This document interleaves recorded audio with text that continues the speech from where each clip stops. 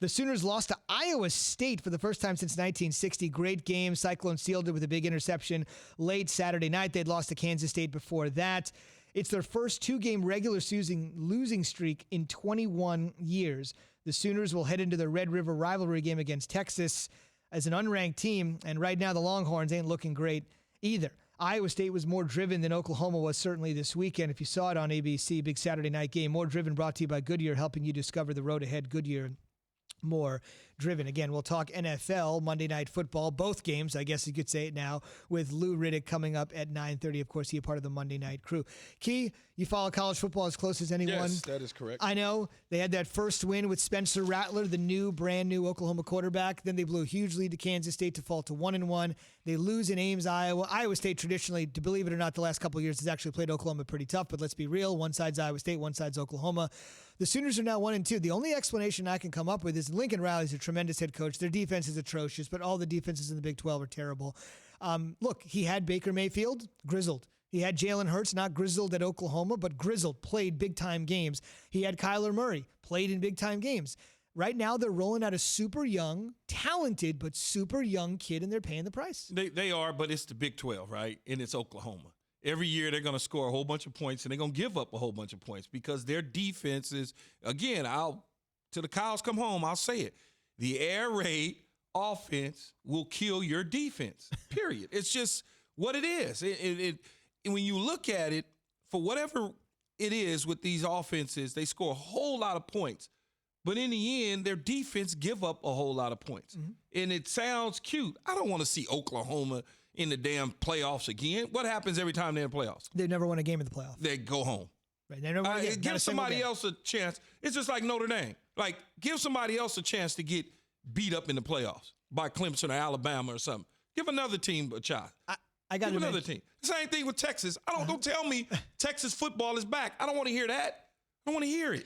Think about this. People don't think about this now. Think back about 4 years ago when Texas fired Charlie Strong, their head coach, and they had an opening.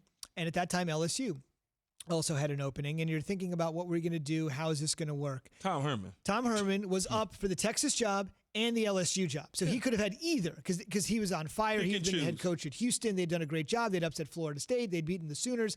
He had done more with less, and he had a lot of momentum. He was recruiting guys. So he could have taken Texas or LSU. It's quiet now. It is. He took Texas. Yes. And then guess what happened?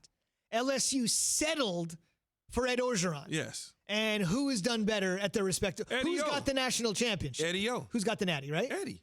That's the bottom line. Let me ask you this. Trey Lance. This is a big story a lot of people weren't paying attention to over the weekend. There's just so much going on in sports. Trey Lance, quarterback, North Dakota State. Same school as Carson Wentz. And the FCS is not playing football this year, but they played one game to get this guy some run because he's a serious NFL prospect. They played Central Arkansas.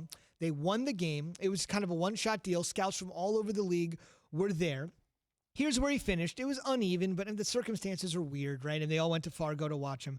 15 for 30, 149 yards, 2 touchdowns, and a pick. He also had 143 rushing yards, 2 touchdowns on 15 carries. I just want to kind of ask you, kind of take me back to that big moment. I don't know if you had like a pro day or whatever it was. I mean, this is his shot. This is like his one shot. You may not have done it against live competition like he did, but what do you make of this sort of one-off to try to get a grasp on guys like they've seen Lawrence a ton, you've seen Fields a ton.